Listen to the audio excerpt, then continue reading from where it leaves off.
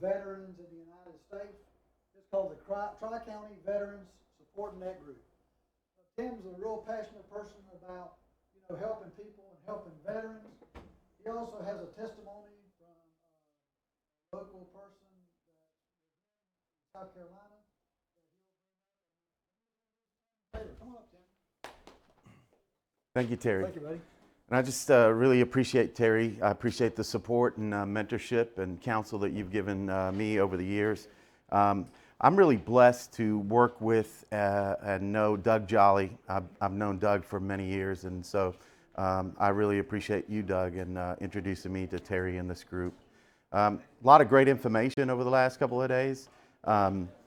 Actually, the reason that I felt what I have to say is relevant is because, we really do see some wonderful financial vehicles that you guys put in front of your clients. And the thing that there's a wonderful speaker, a TED Talk, his name is Simon Sinek, and Simon talks about the power of why.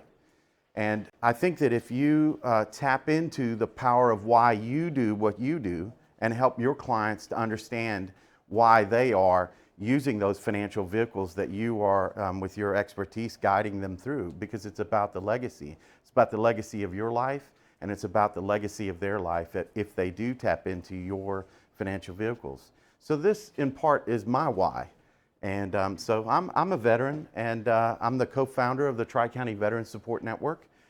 We started in 2014 in March, and the reason is because the Tri-County Veterans Support Network is took a very laser-like approach and looked at the problem of veteran services in our country.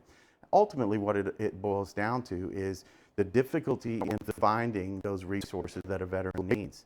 If you look at this picture, for example, this is a perfect picture of what our veterans are facing right now. 40% of our veterans that are coming home are dealing with either a traumatic brain injury or post-traumatic stress disorder.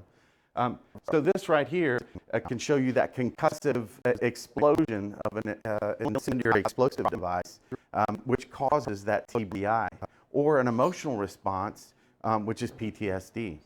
Until we can solve war, there are always going to be a generous American nation that's going to answer the call and go to war on behalf of democracy and freedom across the globe.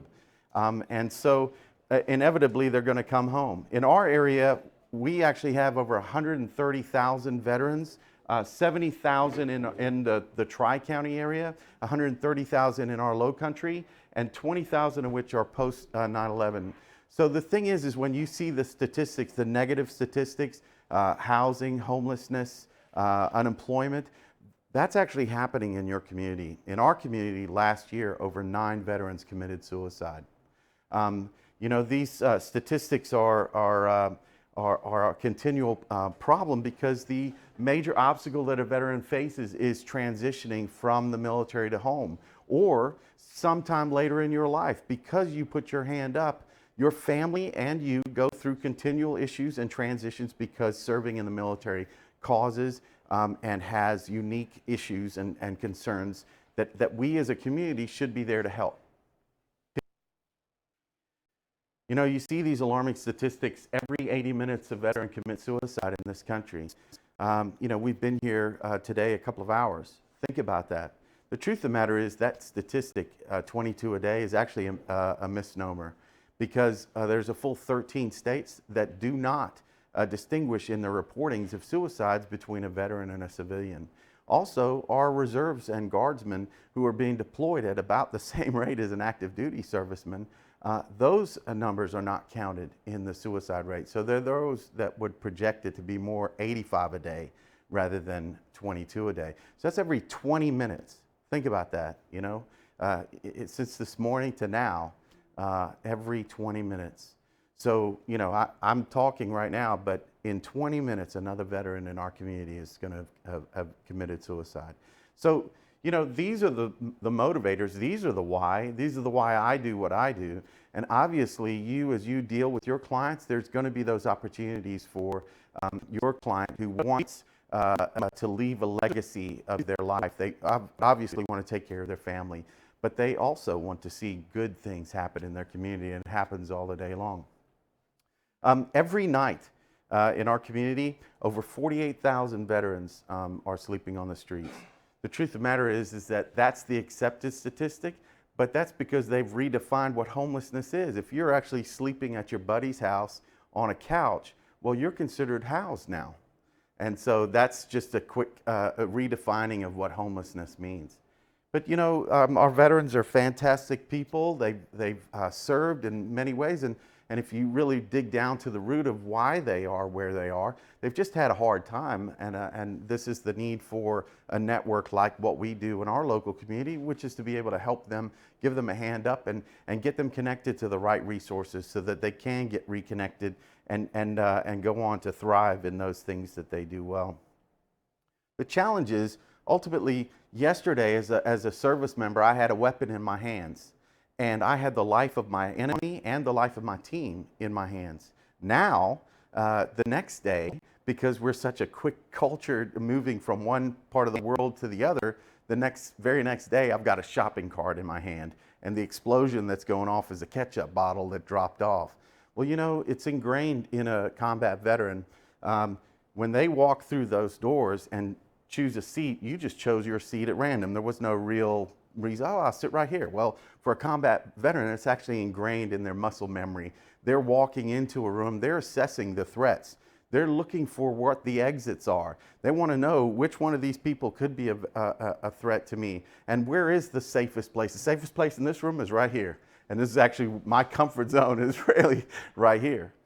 So, you know, the challenge of leaving the military and coming into a civilian world, you may not fully understand it. I made my transition well, but there are many veterans that struggle with that transition. They come out with very hard edges, and it takes a long time for those edges to soften. And we as a society, because only 1% of our culture is actually engaged in the war that's going on, it's not on the news every day, so we don't really think about it. We don't think about those guys coming home, and most communities have no idea who's coming home or when. You know, as a serviceman, you're dealing with all kinds of things. You are responsible for multi-million-dollar equipment. You defend your nation. You've done fantastic things. And then your entire life is put into this little thing right here called a shadow box. And so many of our veterans deal with what they call identity crisis, especially as a man. Who you are is what you do, and what you do is who you are.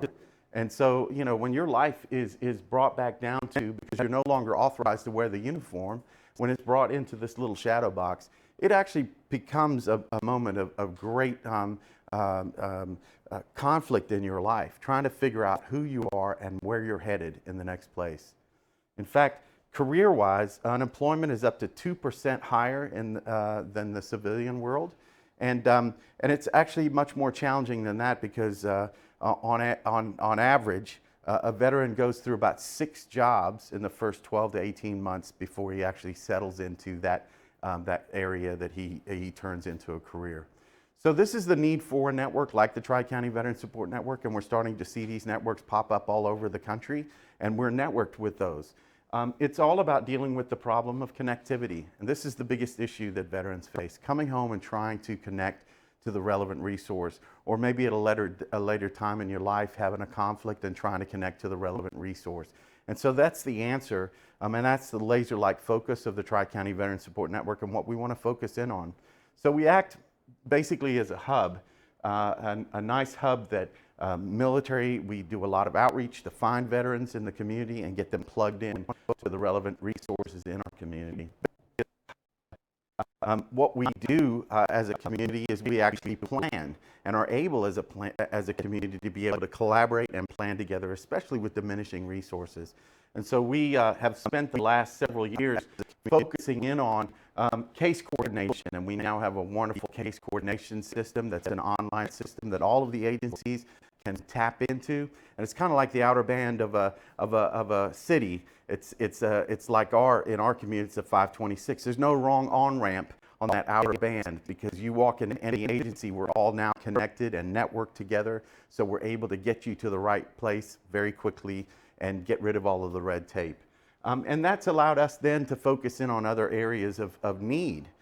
for the community, looking for the gaps in services, because through this particular group, the SC Serves, we actually are able to see the data of what is missing, where are we serving veterans, where is the need. And so we actually were able to start the spiritual support, which is our church component, and tapping into the power of the churches, because there's so many times that a governmental agency or nonprofit can't help you.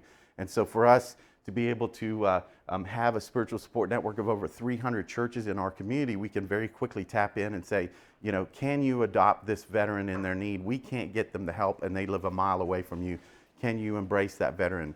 And so now all of a sudden, you know, employment needs or homelessness needs. A lot of veterans, you know, are struggling with housing, and it's a big issue. And so the churches have been able to put them up in a hotel for a night or two until other components can come in and help. We do a lot of outreach finding them, and then we also have focus groups. These focus groups can help us as a community come up with a great plan to be able to figure out what are the needs, and how can we as a local community come up with a solution for that. So for example, with our housing focus group, we actually have, in the last 2 months, we purchased 8 units for affordable housing for veterans. Made 8 turn into 800. And with Terry's help and others, we want to leverage those opportunities, those connections that you have to people that do have excess net worth, that they're able to leverage and put to good use, like housing. Affordable housing for veterans is a big issue. We also have education and financial crisis management. Financial crisis management is a big deal for what we do, because prevention dollars, trying to keep somebody in their home, you know, there's often times where just life just kind of hits somebody upside the head, and the next thing they know that they couldn't pay their utility bill or they couldn't pay their rent. And so a lot of times we're able to help in that circumstance and just avoid that moment of them being evicted. And so those are the places. It's very important as we look at the diminishing resources that are available, that we as a community come together and work together. I want to introduce Fred Brown. If you didn't get the chance to meet him over the last couple of days, I really take the time now, because Fred is a Navy veteran from Operation Enduring Freedom, one of our heroes. And I'm blessed to know Fred. We've known each other for about 18 months now, a year, 18 months. And Fred, you know, just had a rough ride when we found each other. And it's been a blessing to work with him, and now to see him thriving in the business community and getting you know, back on his feet and everything. It's just a blessing to see. And ultimately, that's the why we do what we do. I do what I do because I want to see brothers like mine, like Fred, get back in and get back on their feet. So, Fred.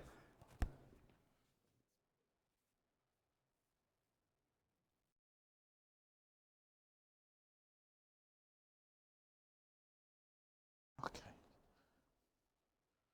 All right.